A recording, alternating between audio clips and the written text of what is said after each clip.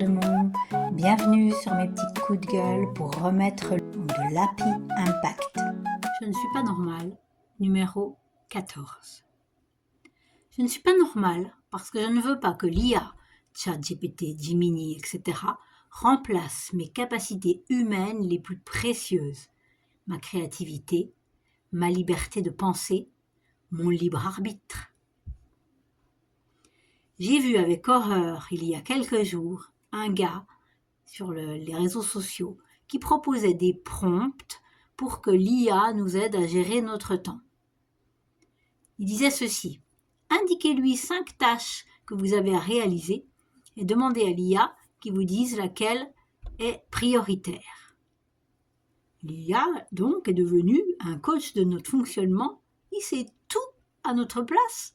Mais non, l'IA, il va vous dire statistiquement ce que tous les autres feraient dans ces cas-là, pour vous rendre encore plus con et vous faire ressembler à tous les autres. Et il peut vous planter en beauté sur ce coup-là.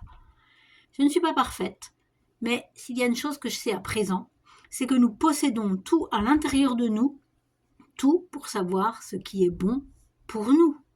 Nous avons une capacité formidable en tant qu'humains, ça s'appelle l'intuition.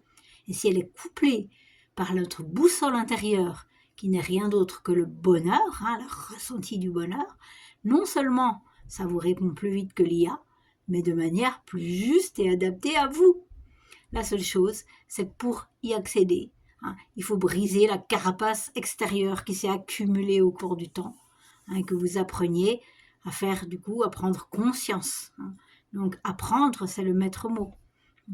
En croisant moi-même mon intuition intérieure et les analyses scientifiques, c'est de cette manière que j'ai décrypté comment fonctionne ce bonheur guide et que maintenant je peux contribuer à expliquer ça au plus grand nombre, soit autour de mes podcasts, si j'ai démarré des formations pour ça, pour que vous donner plein de clés pour rester humain et pas devenir demain l'esclave des robots.